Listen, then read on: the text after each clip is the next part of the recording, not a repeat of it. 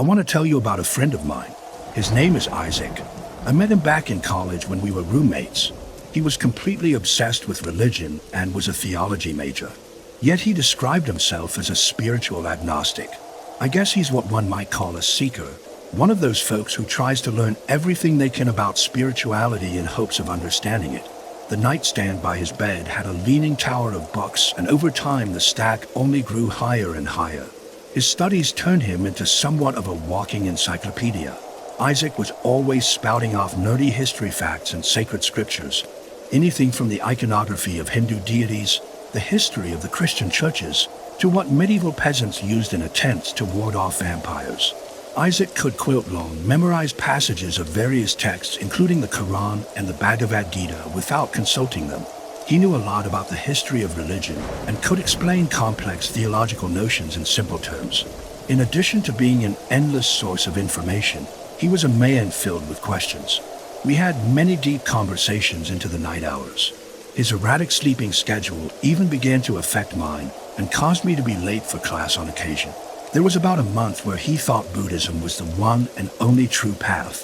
Some days he'd be sure that he had found the answer. The next day he'd be stuck in the middle again and lost. He would sometimes quote the paranormal author, Charles Foyt, who said, "I conceive of nothing in religion, science, or philosophy that is more than the proper thing to wear for a while." I enjoyed Isaac's company and our talks, so much so that rumors got started about us being in a relationship together. But these weren't true, of course. I sympathized with his plight and his journey of self-discovery. It's a process that a lot of folks go through, especially around this time in their lives. When college ended, we went our separate ways, but we decided to stay in touch. Good friends are something that is hard to come by in this world, and so Isaac and I vowed to still meet up on occasion. In the meantime, I managed to find myself a job, gain new friends, and my life continued. I met up with Isaac one day at his new place. He had moved to a pretty obscure rural location out in the sticks. His home was by an old hiking trail that wasn't even on most modern maps of the area. Parts of it were rough and even overgrown. His cabin stood solemn in a world of isolation. I walked in to see hordes of books on theology, lining the walls with shelves beginning to buckle under the weight. He had commentaries on the Dead Sea Scrolls, the Book of the Damned by Charles Foyt, Words of the Buddha, the Book of Mormon, as well as various texts of mantras and meditations. His long list of books included even some UFO and flying saucer literature. It was good to see him again, but our conversation didn't last long. He seemed to be in something of a hurry, and his speech was noticeably faster than usual. He paced around the room as he told me of the things he had been reading, giving me short summaries of his most recent reads. If I tried to change the subject to something else, he brought it right back to the topic of religion. He had the uncanny ability to steer any conversation to his current form of obsession. I'd seen him get this way before. It usually only lasted a week or two before he'd mellow out again. He told me that he planned to get a job as a lecturer soon. It sounded like something he might be good at, though he did have problems sticking to a schedule. I told him about my new job, my recent vacation, and some adventures I'd been on with my friends since college. While he respectfully tried to be interested, I could tell his racing thoughts were elsewhere. It wasn't long before he was right back to rattling off all the information he'd absorbed. He apologized and told me that he had to get back to his studies before cutting the conversation short. I told him that we could meet up again in about a month or so if he wanted, and he agreed. As I made my exit, I glanced over to see a book titled Flying Saucers, Serious Business, and tried not to smile. It seemed that in his spiritual quest, the net just grew wider and wider. Nothing could have prepared me for what I'd discover on my next visit. I walked through the door to see all of his bookshelves were gone. After welcoming me in, Isaac sat down quietly at his desk. The room was entirely bare, no clutter and no paper. Everything was gone. There was nothing but his bed, his desk, and a lone ceiling fan spinning slowly overhead.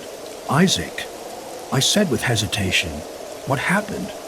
"I got rid of everything. I didn't need it anymore."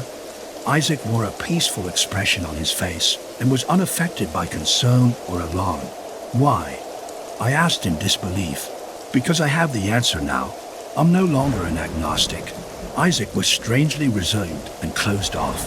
He had cooled down considerably from the almost manic demeanor he had upon my previous visit. When I asked what answers he was talking about, he said he couldn't tell me. It wasn't like Isaac to be so tight-lipped about his studies. I'd never seen him behave like this. It was like night and day. He dodged all my questions and told me not to worry about it. Isaac said he no longer had a need for material possessions. I met a new friend, he said. I was very surprised to hear this. Isaac had always been a bit of a loner. In all the time I'd known him, he had no friends other than me. Did this friend of yours give you these answers? I can't tell you anything about them yet. Them? Is it more than one new friend? No, it's just one, Isaac said, suddenly seeming nervous. He quickly changed the subject and didn't return to this topic for the rest of my visit. I couldn't get any more information out of him no matter how hard I tried. Being the eccentric that he was, Isaac had never had a cell phone. He always said the government used it to track people. While that is true, not having one is a pretty extreme reaction. He always just told me at the end of our chats when to show up for next time. Our get-togethers were usually every month or two. This time, however, Isaac told me he wanted to see me just a week later. I found this strange, but given his recent behavior, I was certainly willing to check up on him. After leaving Isaac's place, I couldn't stop thinking about him. I wondered if he had finally lost his mind. Call it jealousy, but I was a tad suspicious of his new friend and what influence they might have on him. That week was the slowest week of my life. I couldn't help but ruminate on my friend and what he might be going through. Finally, I was able to see him again. He opened the door with a rather serious expression. The first words he said to me were, "They said I could tell you now." He invited me in and told me his story. He was apparently out on the hiking trail one morning after a particularly deep theology study night.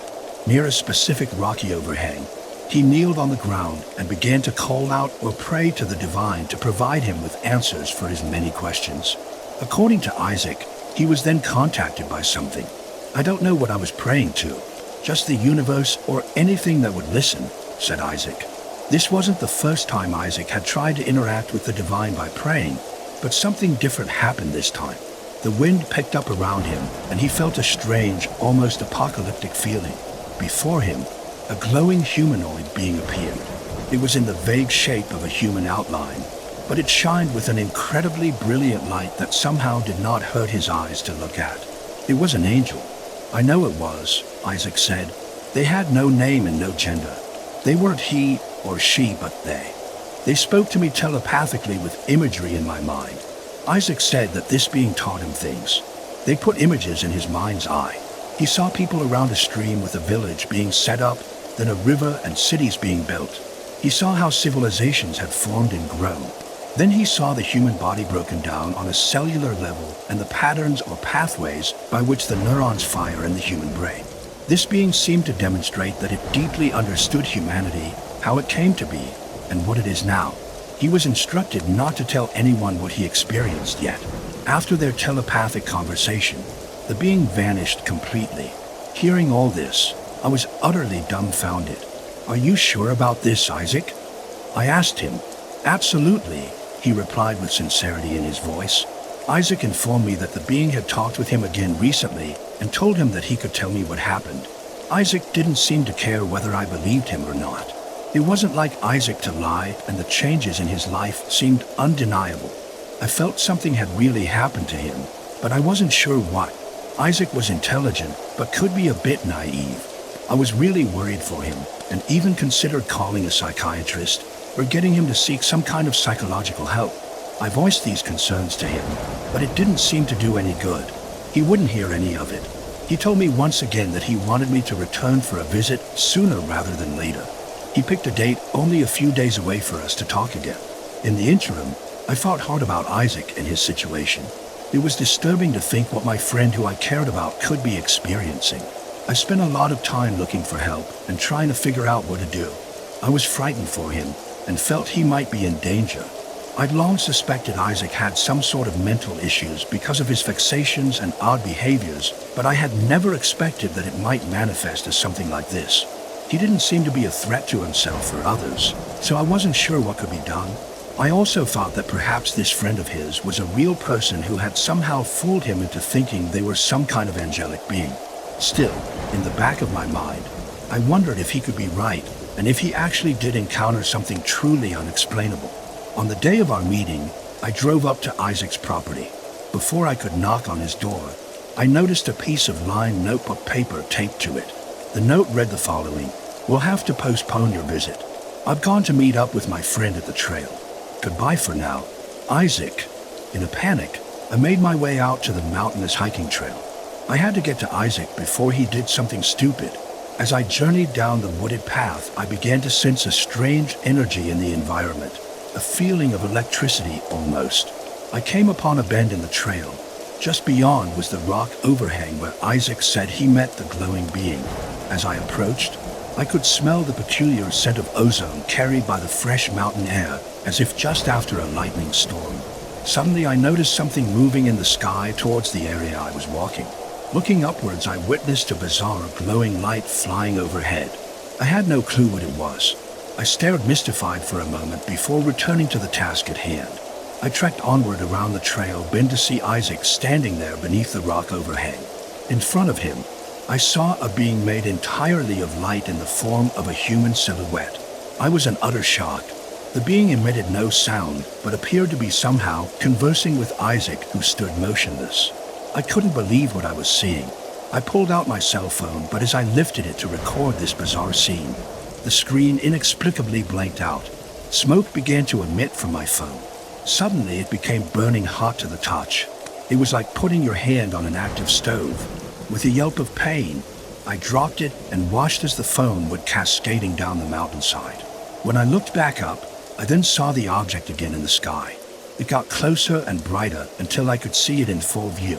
It was a shining silver flying saucer. A strange sense of paralysis took over me, and I somehow lost the ability to move.